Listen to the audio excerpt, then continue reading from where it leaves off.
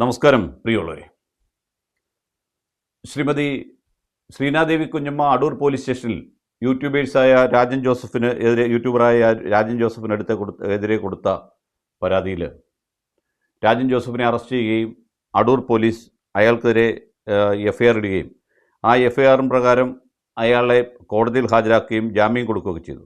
എന്തുകൊണ്ടാണ് ഇയാളെ പെട്ടെന്ന് ഇയാൾക്ക് ജാമ്യം കിട്ടിയെന്നൊക്കെയുള്ള ചോദ്യങ്ങളാണ് എല്ലാവരും ചോദിക്കുന്നത്. എഫ്ഐആറിൻ്റെ നമ്പർ 689/2026, അതായത് 4/6/2026 എഫ്ഐആർ ഇട്ടിരിക്കുന്നത്. എന്ന് വെച്ചാൽ കോൺഗ്രസ് പാർട്ടി അധികാരത്തിൽ വരുന്നതിന് മുമ്പ് എന്ന് വേണമെങ്കിൽ പറയാം, വന്നതിന് ശേഷം എന്ന് പറയാം. ഇതിനകത്ത് ഭാരത ന്യായ സംഹിതയിലെ 79 സ്ത്രീത്വത്തെ അപമാനിച്ചു, പിന്നെ 3-5 രണ്ടുപേർ യോജിച്ച് ചെയ്യുന്ന കാര്യം. ആദ്യത്തെ കുറ്റത്തിന് കൊടുക്കാവുന്ന ശിക്ഷ എന്ന് പറയുന്നത് 3 വർഷത്തെ തടവാണ്, അതായത് സ്ത്രീത്വത്തെ അപമാനിച്ചതിന്. മറ്റേത് കേരള പോലീസ് ആക്ട് 2011, അത് 120 എന്ന് പറയുന്നത് ഒരു ആളിനെ പൊതുമണ്ഡലത്തിൽ, അത് ഇലക്ട്രോണിക്സ് മാധ്യമത്തിലൂടെ ആയാലും വാർത്താമാധ്യമത്തിലൂടെ അപകീർത്തികരമായ രീതിയിൽ അവർക്ക് അപകീർത്തി ഉണ്ടാകുന്ന രീതിയിൽ പ്രവർത്തിച്ചതിനാണ് ആ ഇതെടുത്തിരിക്കുന്നത്. അതനുസരിച്ച് അയാൾക്ക് 1 വർഷത്തെ തടവും കൂടാതെ 5000 രൂപ പറ്റി രണ്ടും കൂടി കൊടുക്കാമെന്നാണ് പറഞ്ഞത്. ഇതിനകത്ത് മറ്റൊരു കാര്യമുള്ളത്, ശ്രീനാദേവി തൻ്റെ ആ വീട്ടിൽ താമസമില്ല എന്ന് പറഞ്ഞ കൊല്ലശ്ശേരി വീട് തുവയൂർ നോർത്ത് മണക്കാലപ്പയോ ഏറത്ത് പത്തനംതിട്ട എന്ന അഡ്രസ്സിൽ തന്നെയാണ് പോലീസ് സ്റ്റേഷനിൽ പരാതി കൊടുത്തിരിക്കുന്നത്. അതവരുടെ സ്ഥിരം അഡ്രസ്സാണെന്ന് അതിലൂടെ നമുക്ക് മനസ്സിലാക്കാൻ സാധിക്കും.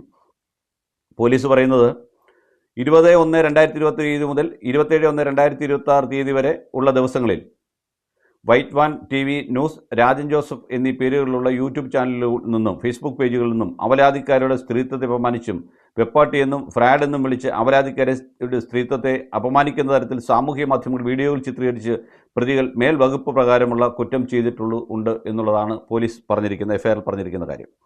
ഇവിടെ രാജൻ ജോസഫിന് ജാമ്യം കിട്ടിയ എന്താണെന്ന് ചിലരൊക്കെ ചോദിക്കുന്നുണ്ട്. രാജൻ ജോസഫിന് ജാമ്യം കിട്ടാനുള്ള സാഹചര്യം ഞാൻ പറഞ്ഞു. 7 വർഷത്തിൽ താഴെ ഉള്ള കുറ്റം മാത്രമേ അയാൾ ചെയ്തിട്ടുള്ളതാണ് അടൂർ പോലീസ് കണ്ടെത്തിയിരിക്കുന്നത്. അതിനുശേഷം പോലീസിനെ ആക്രമിച്ചു എന്ന രീതിയിൽ 20 പേര്, ഫെന്നി നൈനാൻ്റെ നേതൃത്വത്തിൽ ഉള്ള 20 പേരെ പ്രതിയാക്കിക്കൊണ്ട് മറ്റൊരു എഫ്ഐആർ എടുത്തിട്ടുണ്ട്. അതിൽ പ്രതികളെ കണ്ടാലറിയാവുന്ന പ്രതികളല്ല, എല്ലാവരെയും അടൂർ പോലീസിന് അറിയാവുന്നതാണെന്നും ആ അറിയാവുന്ന ആൾക്കാരെ എന്തുകൊണ്ട് പിടിക്കുന്നില്ല എന്ന് ഏരിയ സെക്രട്ടറി അഡ്വക്കേറ്റ് മനോജും കഴിഞ്ഞ ദിവസം പോസ്റ്റുമായി പുറത്തേക്ക് വന്നിരുന്നു. UDF അധികാരത്തിൽ വന്നതിന് ശേഷം രാഹുൽ മാങ്കൂട്ടത്തിൻ്റെ കൂടെയുള്ള രാഹുൽ ആർമി എന്ന രീതിയിൽ കുറേ ആൾക്കാർ അടൂരിലും പത്തനംതിട്ടയിലും നിരന്തരം പോലീസ് സ്റ്റേഷൻ ഉൾപ്പെടെയുള്ളിടത്ത് കയറി പ്രതികളെ ആക്രമിക്കുകയോ അവരെ അപവാദം പറയുകയോ പ്രചരിപ്പിക്കുകയോ ഒക്കെ ചെയ്യുന്നതായിട്ടാണ് ശ്രീമാൻ അഡ്വക്കേറ്റ് മനോജ് കഴിഞ്ഞ ദിവസം പറഞ്ഞത്. അങ്ങനെ CPM എന്തൊക്കെ പണ്ട് ചെയ്തോ അതൊക്കെ രാഹുലിൻ്റെ നേതൃത്വത്തിൽ ചെയ്യുന്നു എന്ന് അദ്ദേഹം പരോക്ഷമായി പറഞ്ഞു. രാഹുലിനെതിരെ മാവേലിക്കര സ്വദേശിയായ ഒരാൾ കൊടുത്ത ഫേസ്ബുക്കിലിട്ട പോസ്റ്റിനെതിരെ സൈബറിൽ കേസ് കൊടുത്തപ്പോൾ സൈബർ പോലീസ് അയാളെ വിളിച്ച് ചോദ്യം ചെയ്തതിന് ശേഷം പുറത്തുവിടാൻ നേരത്തെ അയാളെ ആക്രമിക്കാൻ ശ്രമിച്ചു എന്നൊക്കെ അഡ്വക്കേറ്റ് മനോജ് കഴിഞ്ഞ ദിവസം ആരോപിച്ചിരുന്നു. ആരോപണങ്ങളും പ്രത്യാരോപണങ്ങളൊക്കെ അവിടെ നിൽക്കട്ടെ, അത് അവരുടെ രാഷ്ട്രീയ ചിന്താഗതിയാണ്. അതിലെല്ലാം വലിയ ഗുരുതരമായ ഒരു സംഭവം ഇതിന് ശേഷം ഈ രാജൻ ജോസഫിനോടൊപ്പമുള്ള ആൾ പറഞ്ഞിരുന്നു. അയാൾ പറഞ്ഞത് രാഹുൽ മാങ്കൂട്ടവും ഷാഫി പറമ്പിൽ നിന്നുള്ള ബന്ധം ദൃഢമാണെന്നും ആയിരിക്കാം, അവർ രണ്ടുപേരും കൂടി VD സതീശൻ സർക്കാരിനെ അപമാനിക്കുന്നതിനുള്ള പ്രവർത്തനം നടത്തുന്നെന്നും രണ്ടുപേരും മന്ത്രിമാരെ സ്വാധീനിച്ച് അവരുടെ ആൾക്കാരെ പല സ്ഥലങ്ങളിൽ തിരികെ കയറ്റുന്നു, ഇവന്മാർ രണ്ടുമായിരിക്കും ഒരുപക്ഷെ VD സതീശൻ്റെ ശത്രുക്കളായി വരുന്നത്, അല്ല ഗ്രൂപ്പുകളോ KC വേണുഗോപാലോ രമേശ് ചെന്നിത്തല ആയിരിക്കില്ല എന്നുകൂടിയാണ് പറഞ്ഞു വെച്ചിരിക്കുന്നത്. ഇതിലും വലിയ ഗുരുതരമായ പല ആരോപണങ്ങളും ശ്രീനാദേവി കുഞ്ഞമ്മ രണ്ടുപേർക്കെതിരെയും വെച്ചിട്ടുണ്ട്. ഒന്ന്, രാജൻ ജോസഫിൻ്റെ പഴയ ഒരു വോയിസ്, അതൊന്ന് കേൾക്കാം.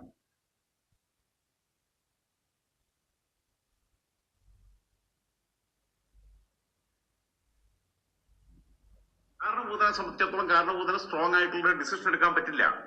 കാരണഭൂതന്റെ മരുമകനെ കുറിച്ച് കൃത്യമായിട്ടുള്ള വിവരങ്ങൾ പുറത്തുള്ളതാണ്, പബ്ലിക് ഡൊമൈനിലുള്ളതാണ്. അവനും ഭാര്യയും തമ്മിൽ പിരിയാൻ കാരണം ഇവന്റെ ഈ മറ്റേ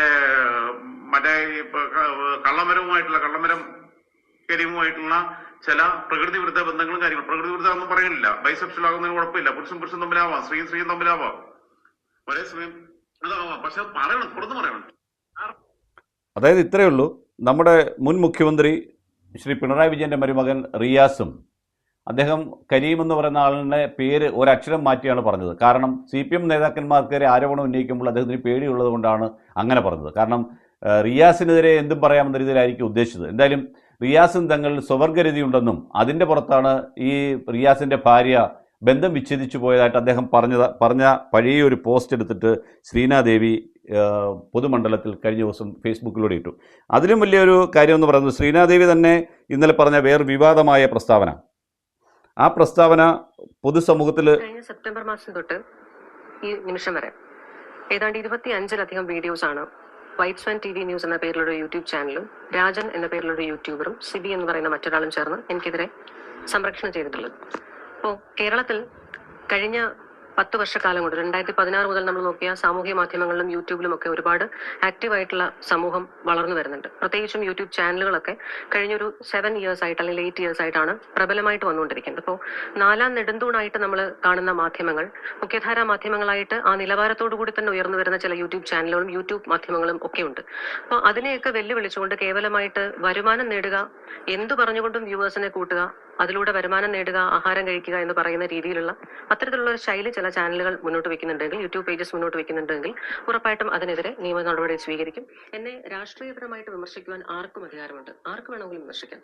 പക്ഷെ അത് രാഷ്ട്രീയപരമായിട്ടായിരിക്കണം, സത്യസന്ധമായിട്ടായിരിക്കണം. രാഷ്ട്രീയപരമായിട്ട് വിമർശിക്കുന്നതിന്റെ പേരിൽ എന്തെങ്കിലും അധികപ്പെട്ട് പറഞ്ഞാൽ പോലും അത് രാഷ്ട്രീയപരമാണ് എങ്കിൽ മറുപടി പറയാൻ നമ്മൾ തയ്യാറുമാണ്. പക്ഷേ അതിനെയൊക്കെ അപ്പുറത്തേക്ക് വ്യക്തിപരമായിട്ട് അങ്ങേയറ്റം തേജോവധം ചെയ്യുന്ന രീതിയിൽ സ്ത്രീത്വത്തെ അപമാനിക്കുക എന്ന് പറയുന്നത് ഏതെങ്കിലും ഒരു കമന്റോ ഏതെങ്കിലും ഒരു വാചകത്തിന്റെയോ ഏതെങ്കിലും ഒരു വാക്കിന്റെയോ പേരിലല്ല, മറിച്ച് 10-15 മിനിറ്റ് വീഡിയോ ദൈർഘ്യമുള്ള വീഡിയോസ് ഏതാണ്ട് 20-ലധികം 25ഓളം വീഡിയോസ് ചെയ്തിടുക, അതിൽ ത്രൂ ഔട്ട് നമ്മളെ വ്യക്തിഹത്യ നടത്തുക, സ്ത്രീത്വത്തെ അപമാനിക്കുക എന്ന് പറയുന്ന ആ വാക്കിന്റെ ബ്രോഡ് ഡെഫിനിഷനിലും നാരോ ഡെഫിനിഷനിലും കംപ്ലീറ്റ്ലി ഫിറ്റ് ആവുന്ന രീതിയിലുള്ള എല്ലാ കാര്യങ്ങളും ചെയ്തിട്ടുള്ളവരാണ് ഈ യൂട്യൂബേഴ്സ്. ഇപ്പോൾ ഈ ഒരു മാധ്യമങ്ങളെ കണ്ടുകൊണ്ട് ഞാൻ അവർ പറഞ്ഞതിലൊരു കാര്യമുണ്ട്. വളരെ സീരിയസ് ആയി സത്യമായ കാര്യങ്ങൾ പറയണം യൂട്യൂബിലൂടെ എന്ന് വിചാരിക്കുന്ന ഒരാളാണ് ഞാൻ.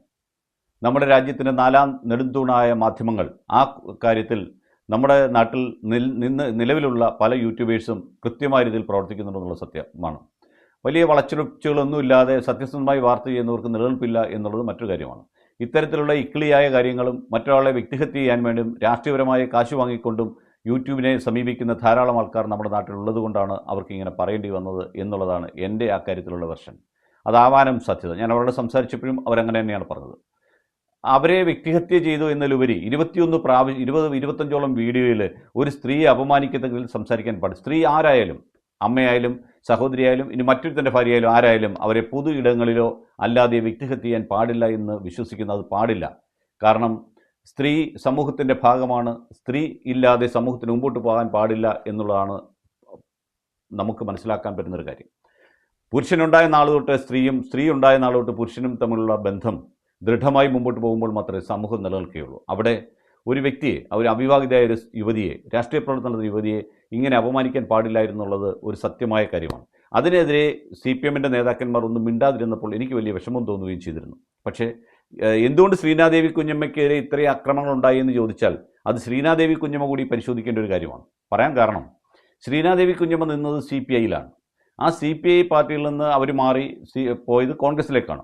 മറിച്ച് അവർ CPM-ലേക്ക് പോയിരുന്നെങ്കിൽ അവർക്ക് ഈ പറഞ്ഞ പ്രശ്നങ്ങളൊന്നും ഉണ്ടാകില്ലായിരുന്നു. കാരണം രാജൻ ജോസഫ് എന്ന് പറയുന്ന ഇയാളെ ജാമ്യത്തിലെടുത്തത് ശ്രീനാദേവി കുഞ്ഞമ്മയുടെ വാക്കുകളെ തന്നെ കടമെടുത്തുകൊണ്ട് പറഞ്ഞാൽ CPM-ൻ്റെ അടൂരെ 2 നേതാക്കന്മാരാണ്, സഖാക്കളാണ്. വന്നത് പാർട്ടിയുടെ വക്കീലാണ്. വക്കീൽ അയാളുടെ ജോലിയാണ് ചെയ്തത്. വക്കീൽ ഇപ്പോൾ ഏത് പാർട്ടി പ്രവർത്തകനാണെങ്കിലും ഏത് കക്ഷി എന്നാലും വക്കീൽ ആ കോടതിയിൽ ഹാജരാവുകയും കക്ഷിക്ക് വേണ്ടി പ്രവർത്തിക്കുകയും ചെയ്യും. അതുകൊണ്ട് അദ്ദേഹത്തെ മാറ്റിവെക്കാം. അപ്പോൾ ജാമ്യം എടുക്കാൻ വേണ്ടി ഇദ്ദേഹത്തിൻ്റെ വീട്ടിൽ നിന്നോ ഇദ്ദേഹത്തിൻ്റെ സുഹൃത്തുക്കളോ വരുന്നതിന് പകരം CPM-ൻ്റെ അടൂരെ 2 സജീവ പ്രവർത്തകർ ചെന്നു എന്നാണ് പറയുന്നത്. അതും അവരൊരു ആക്ഷേപമായിട്ട് തന്നെ കാണുന്നത്. അപ്പോൾ ഈ പറഞ്ഞ കാര്യങ്ങളൊന്നും തന്നെ രാജൻ ജോസഫിൻ്റെയോ സിബിയുടെയോ മാത്രം ചെയ്തിയാണെന്ന് നമുക്ക് കാണാൻ പറ്റില്ല. പാർട്ടിയുടെ നല്ല പങ്ക് അയാൾക്ക് അതിനകത്ത് കിട്ടിയിട്ടുണ്ടാവും എന്നാണ് മനസ്സിലാക്കുന്നത്. അതിനപ്പുറത്തേക്ക് പറയുന്ന പല കാര്യങ്ങളും നമ്മൾ ഏത് കാര്യവും പുറത്തു പറയുമ്പോൾ, ഒരു സോഷ്യൽ മീഡിയയിൽ പറയുമ്പോൾ അത് എത്ര നാൾ വേണമെങ്കിലും, ഞാൻ ചെയ്യുന്ന വീഡിയോ പോലും യൂട്യൂബ് നിലനിൽക്കുന്നിടത്തോളം കാലം എൻ്റെ കാലശേഷവും അത് നിലനിൽക്കുമെന്ന് മനസ്സിലാക്കിക്കൊണ്ട് വേണം നമ്മളത് ചെയ്യാൻ. അങ്ങനെ ചെയ്യാത്തതാണ് നമ്മുടെ സമൂഹത്തിൽ ഏറ്റവും വലിയ പ്രശ്നമായി വരുന്നത്. അതുപോലെയാണ് ഫേസ്ബുക്കിലൂടെ വരുന്ന പല ഫോട്ടോകളും ആരെങ്കിലും അപകീർത്തിപ്പെടുത്തുന്ന ഉടനെ ഫോട്ടോ ഇടുക, അങ്ങനെ കാര്യങ്ങൾ ഇതൊക്കെ ഒഴിവാക്കപ്പെടേണ്ടത് തന്നെയാണ്. അത് ചെയ്ത് തെറ്റാണ്. പക്ഷേ അയാൾ അറസ്റ്റ് ചെയ്തുകൊണ്ട് വരുമ്പോൾ പോലീസ് കസ്റ്റഡിയിൽ ഉണ്ടായിരുന്ന ഒരാളിനെ എത്ര വലിയ ഉന്നത നേതാവിൻ്റെ നേതൃത്വത്തിലാണെങ്കിലും എത്രമാത്രം നമുക്ക് അയാളുടെ വൈരാഗ്യം ഉണ്ടെങ്കിലും പോലീസ് ജീപ്പിനുള്ളിൽ വെച്ചോ പോലീസ് കസ്റ്റഡിയിലുള്ള ആളിനെ ആക്രമിക്കാൻ പാടില്ല. ഇവിടെ ഓർക്കേണ്ട ഒരു കാര്യം, യൂത്ത് കോൺഗ്രസ്സുകാരെ ആക്രമിച്ച കേസിൽ, ആലപ്പുഴയിലെ കേസിൽ നമ്മൾ എന്താ പറയുന്നത്? ആലപ്പുഴ പോലീസ് കസ്റ്റഡിയിലെടുത്ത 2 പേരാണ് ഈ പറഞ്ഞ AD തോമസും അയാളുടെ കൂടെയുള്ള സക്കറിയയും. ഇവരെ രണ്ടുപേരെയും പോലീസ് കസ്റ്റഡിയിലിരിക്കുമ്പോഴാണ് മുൻ മുഖ്യമന്ത്രിയുടെ ഗൺമാൻ അനിലും മറ്റേയാളും ചേർന്ന് അടിക്കുന്നത്, തല തല്ലി പൊട്ടിക്കുന്നത്. അതാണ് നമ്മൾ പറ്റിയത്. പോലീസ് കസ്റ്റഡിയിലുള്ള ഒരു പ്രതിയെ നിങ്ങൾ എന്തിന് ആക്രമിച്ചു എന്ന് യൂത്ത് കോൺഗ്രസ്സുകാർ ചോദിച്ചു നടക്കുമ്പോൾ പോലീസ് എഫ്ഐആർ എടുത്ത സാഹചര്യത്തിലും പോലീസ് തന്നെ വെളിയിലേക്ക് വിട്ട CCTV പിക്ചർ അനുസരിച്ചും പോലീസ് കസ്റ്റഡിയിലുണ്ടായ രാജൻ ജോസഫിനെ ആക്രമിക്കാൻ പാടില്ലായിരുന്നു, അയാളുടെ വാഹനം തടയാനും പാടില്ലായിരുന്നു എന്നുള്ള വ്യക്തിപരമായ അഭിപ്രായമുള്ള ഒരാളാണ് ഞാൻ. അത് ചെയ്യാൻ പാടില്ല. എത്ര വലിയ രാഷ്ട്രീയ നേതാവാണെങ്കിലും എന്തൊക്കെയാണെങ്കിലും അയാൾക്ക് വേണ്ട സംരക്ഷണം കൊടുക്കാൻ പോലീസ് തയ്യാറാവേണ്ടിയിരുന്നു. അങ്ങനെ സംരക്ഷണം കൊടുക്കാൻ പോയ നിതിൻ എന്ന് പറഞ്ഞ പോലീസ് ഓഫീസറുടെ മൂക്കിനാണ് പരിക്കുണ്ടെന്ന് പറയുന്നു. ഒരു പോലീസ് ഓഫീസറുടെ മൂക്കിന് വണ്ടിക്കുള്ളിൽ വെച്ച് പരിക്ക് കൊള്ളണമെങ്കിൽ രാജൻ ജോസഫിനെ ഇടിക്കാൻ ആരോ മുഷ്ടി ചുരുട്ടി ഇടിച്ചു എന്ന് വേണം മനസ്സിലാക്കാൻ. നിങ്ങൾക്ക് പലർക്കും ഈ പറഞ്ഞ നേതാക്കന്മാരെ ഇഷ്ടമുള്ളവരാണ്, ഇല്ലയെന്നൊന്നും ഞാൻ പറയുന്നില്ല. പക്ഷേ നമ്മൾ യാഥാർത്ഥ്യങ്ങളായി കാണുകയും നിയമത്തിൻ്റെ വഴിക്കും കാണേണ്ടതാണ്. കാരണം ഒരു യൂത്ത് കോൺഗ്രസ് നേതാവിൻ്റെയും പങ്കില്ലെങ്കിലും ഈ സമൂഹത്തിലെ മുഴുവൻ ആൾക്കാരെ എതിർത്ത് നിന്നാലും ഒറ്റയ്ക്ക് തൻ്റെ ഇടത്തോട് നിന്ന് കാര്യങ്ങളെ പറയുവാനും പ്രവർത്തിക്കാനും നിയമവഴിയിലൂടെ പോകാനും തൻ്റെ ഇടമുള്ള ഒരു യുവതിയാണ്, രാഷ്ട്രീയ പ്രവർത്തകയാണ് ശ്രീനാദേവി കുഞ്ഞമ്മ എന്നുള്ളത് നമുക്ക് അടിവരയിട്ട് പറയേണ്ടതാണ്. നമ്മളിടുന്ന മാർഗുകൾക്കപ്പുറത്താണ് ശ്രീനാദേവി എന്ന് നമ്മൾ മനസ്സിലാക്കണം. നിങ്ങൾ താരതമ്യം ചെയ്യപ്പെടുന്ന ഏത് നേതാവിൽ നിന്ന് വ്യത്യസ്തയാണവർ എന്നുള്ള കാര്യത്തിൽ ഒരു സംശയവുമില്ല. അതവരുടെ പഴയകാല ചെയ്തികളിൽ നിന്ന് നമുക്ക് മനസ്സിലാക്കും. അവരുടെ വ്യക്തി ജീവിതമൊന്നും ഞാൻ അതിനകത്തൊന്നും ഇഴകീറി മുറിക്കാനൊന്നും പോയിട്ടില്ല എന്ന് പറയും. സൗഹൃദ സംഭാഷണങ്ങൾക്കുള്ളിൽ പോലും വിവാഹത്തെപ്പറ്റിയും സ്വന്തമായി വീട് വേണ്ടതിനെപ്പറ്റിയൊക്കെ പറയുമ്പോൾ അതൊക്കെ നടന്നുകൊള്ളും എന്ന രീതിയിൽ പറയുന്ന ഒരാളാണ്. അല്ലാതെ എന്ത് കാര്യത്തെ ചോദിച്ചാലും അതിനെ വിശദമായ മറുപടി തരാൻ കെൽപ്പുള്ള ഒരു യുവ നേതാവ്, ആ നേതാവ് കോൺഗ്രസ്സുകാർ കൂടെ നിന്ന് നിർത്തിയാൽ നല്ലതാണ് എന്നേ എനിക്ക് അവരോടും പറയാനുള്ളൂ. അല്ലാതെ അവർക്ക് വേണ്ടി പോയി യുദ്ധം ചെയ്തു എന്ന രീതിയിൽ വരുത്തി തീർക്കുന്ന നടപടികളൊന്നും തന്നെ ചെറുപ്പക്കാർ ചെയ്യരുത്. കാരണം അധികാരമെന്ന് പറയുന്നത് ഇന്നും നാളെയും മാറിയും തിരിഞ്ഞും വരുന്നതാണ്. അതുകൊണ്ട് ഗുണദോഷിക്കാനൊന്നും ഞാൻ ആളല്ല. നിങ്ങളൊക്കെ വലിയ പ്രഗത്ഭരായ രാഷ്ട്രീയ പ്രവർത്തന പാരമ്പര്യമുള്ളവരാണ്. അതുകൊണ്ട് ഞാൻ ഉപദേശിച്ച രൂപത്തിൽ പറഞ്ഞതേ ഉള്ളൂ. പോലീസ് കസ്റ്റഡിയിലുള്ള ഒരു പ്രതിയെ ആക്രമിക്കാൻ ചെല്ലുന്നത് തെറ്റാണ്. അത് CPM ചെയ്താലും യൂത്ത് കോൺഗ്രസ് ചെയ്താലും BJP ചെയ്താലും ശരിയല്ല എന്നേ അന്നും ഇന്നും എന്നും എനിക്ക് ആ വ്യക്തമായ മറുപടിയെ അതിനോട് പറയാനുള്ളൂ. അത് പറയാൻ കാരണം ശ്രീനാദേവി അടൂരെ എൻ്റെ പാർട്ടി സുഹൃത്തുക്കൾ, രാഷ്ട്രീയ സുഹൃത്തുക്കൾ എന്ന രീതിയിലൊരു കുറേ ചെറുപ്പക്കാർ നിൽക്കുന്ന ഫോട്ടോ ഇട്ടിരുന്നു. അതിനകത്ത് രാഹുൽ മാങ്കൂട്ടത്തിൻ്റെ ഫോട്ടോ ഇവിടെ ഉണ്ടായിരുന്നു എന്നുള്ളതാണ് അതിൽ വരുന്ന ഒരു വൈതരണി.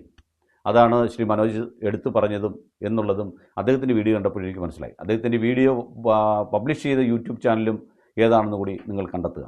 അപ്പോൾ ഇതൊക്കെ തന്നെ ശ്രീന പറയുന്ന പോലെയുള്ളൊരു കോക്കസിൻ്റെയോ ഒരു തിരക്കഥയുടെ മറവിൽ നടന്ന കാര്യങ്ങളാണെന്ന് ഒരുപക്ഷെ നമുക്ക് തോന്നിപ്പോകും. നന്ദി, നമസ്കാരം.